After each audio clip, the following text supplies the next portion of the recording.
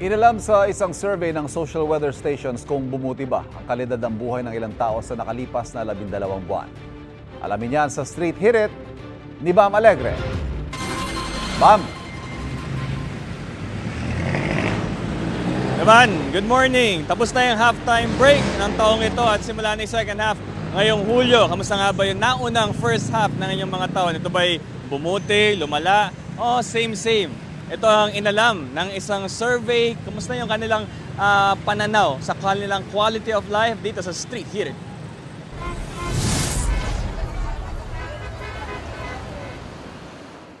Tatlumpung taon nang nag-aahatid ng dyaryo sa Cubao si Rodel Alfuente. Malaki na raw ang pinagbago ng teknolohiya kaya wala na halos bumibili sa kanya. Puro internet na raw ngayon pero tila hanggang ngayon wala raw nagbabago sa kalidad ng buhay niya. Parang parehas lang. Okay lang ang buhay namin. Ang nagtitinda naman ng pandesal na si Jerome Garcia, ganito rin halos ang sentimiento. Kayod lang daw para maitawid ang bawat araw. Wala nagbago. Nakakaraos naman araw-araw. Tulad ng ating mga nakapanayam, 45% ng lumahok sa isang survey ang nagsabi na walang gaano nagbago sa kanilang buhay sa loob ng nakaraang taon. 30% naman na nagsabi na bumuti ang lagay ng kanilang pamumuhay at 25% na nagsabi na lumala pa raw ito. Isinagawa ng social weather stations ang survey noong Marso para alamin ang kanilang quality of life ng nasa mahigit 1,000 respondents sa nakalipas na 12 buwan. Fast forward naman tayo sa future.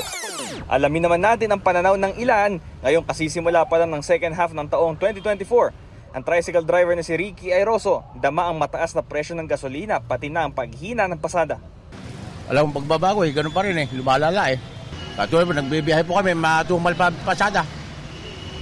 Wala akong may sakay. Ang vendor naman na si Helen Yabore, tila hindi ganong excited for the future. Matumal, grabe. Pambayad lang to ng bahay.